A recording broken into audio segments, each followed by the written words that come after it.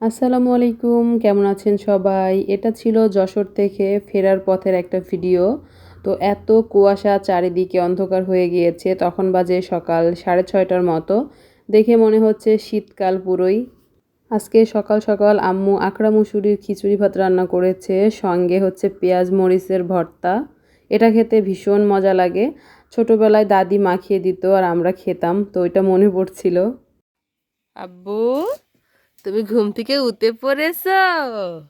এই কুটি, উঠে পড়েছো তুমি? হ্যাঁ, ওলি বাবালি, ওলি বাবালি। হ্যাঁ, পা এত চলতেছে কেন? শুনো, ওলি বাবালি, তোমার আম্মু কই? আম্মু কই গেল? হ্যাঁ, পা চলতেছে দেখো। শুনো বাকি তার পা চলতেছে দেখো। আমি যেহেতু অনেক বছর পরে দেশে এসেছি, তাই আমার আম্মু চেষ্টা করতেছে আমার পছন্দের খাবারগুলোই প্রত্যেকদিন রান্না করার। দুপুরে এখন সবাই একসঙ্গে বসে খাওয়া দাওয়াটা করতেছি, আর মায়ের হাতের খাবারের স্বাদই কিন্তু আলাদা। আমরা এখন মাঠের ভেতরে, আমরা যাচ্ছি ভুট্টা চুরি করতে। আর এই যে ধান। এই গাছে তো তাল আছে, এই দে, তাল তো পাড়াই হইলো না, তাল তো পাড়াই হইলো না। আর ওই যে আমাদের বাড়ি। বাবুকে আম্মুর কাছে দিয়ে আমরা দুই বোন চলে আসছি মাঠে ভুট্টা নিতে। ভুট্টা অবশ্য আমাদের বড় আব্বা ছোট আব্বাদেরই, কিন্তু এখন আমরা চুরি করে নিয়ে দৌড় দিব। ভুট্টা পুড়াবো আবার ভাজবো। এই যে এইগুলা কিন্তু পাকে নাই রে রিসি, ফল নাই, পাকে নাই। হুম, আর এই যে আমাদের, হ্যাঁ হ্যাঁ হ্যাঁ হ্যাঁ হ্যাঁ, এদের পটকা বলি আমরা। এটা তো আমরা ফাটাই, আমরা জীবনে খাইনি, এগুলা বিক্রি করে। এই যে পটকা। আর আমরা হচ্ছে কুষ্টিয়া জেলার মানুষ। কিসের জন্য বিখ্যাত? তামাকের জন্য। এই যে তামাক। তামাক ভাঙা শেষ। হ্যাঁ, মানুষের তামাক ভাঙা শেষ হয়ে গেছে। আছে তারপরেও মানুষের কিছু, আগে আমাদেরও লাগাইতো তামাক এক সময়। ভুট্টা কো দেখা যায় না তোরে, ছোট। তোর আশাপাড়া কি নিয়ে গেল? এইটাই, এইটাই পারছে ওই দিন। ওইদিকে মনে হয় পাকা হবে রেসি। কাঁচাতা আর বড় আব্বাস ছোট আব্বাস দেখে গো বুট্টুর বইয়াকে।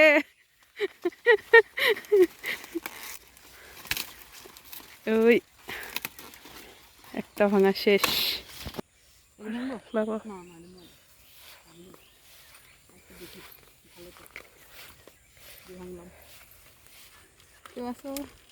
বুট্টু চোর, বুট্টু চোর, বুট্টু চুরি করে নিয়ে গেল।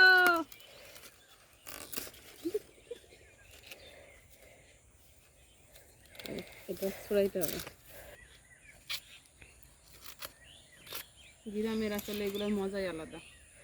কত বছর পর এরকম ফিল, এগুলো সব মিস করব। যখন মালয়েশিয়ায় চলে যাব তখন মিস করব।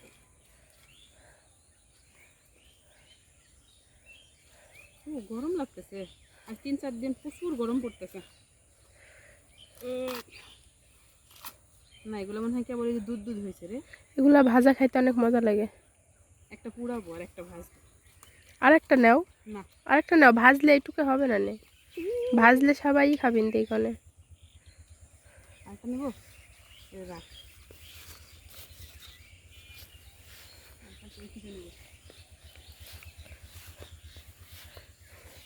নেও এক এক জায়গা।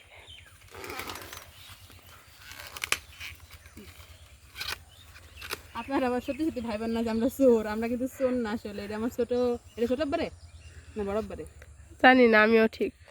যাই হোক, আমার ছোট আব্বা অথবা বড় আব্বারে ভুই বা ক্ষেত, সেইখান থেকে আমরা কিন্তু ভুট্টো নিলাম। আমরা ভুট্টু অবশ্য বলি। বড় আপাকে বলা আছে। হ্যাঁ, ভুট্টু বলি আমরা, কিন্তু আসলে উচ্চারণ ভালো মানে শুদ্ধ বাংলায় বললে ভুট্টা, কিন্তু আমরা ভুট্টু বলি। গ্রাম অঞ্চলের গ্রাম ভাষা। অঞ্চলের ভাষা আমাদের, আমাদের কুষ্টিয়া জেলার দৌলতপুর থানার ভাষা। আই, এই যে আমরা হচ্ছে ভুট্টা ছিঁড়লাম। এখন হচ্ছে ভুট্টা যে চুরি করছি, এখন ভুট্টালা জানবে কেমনে, তাই আমরা প্রমাণ রেখে যাচ্ছি।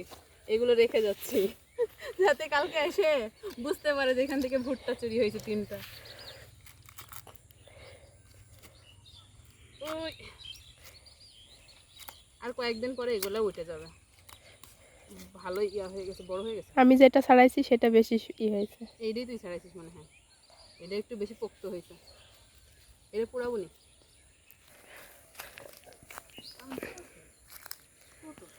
খাওয়া যাবে না। আম চুরি করতে আসছে কিন্তু আম নাই, নিজের কাছে আম চুরি করতে আসছে, এটা আমাদেরই গাছ কিন্তু আম এখনো ছোট। আর এটা হচ্ছে আমাদের স্যালো মেশিন। আগে যখন ছোট ছিলাম কত এখানে গোসল করছি, তার মানে ঠিক নাই, পুকুর আর এই স্যালো মেশিনে প্রচুর গোসল করছি আমরা জীবনে।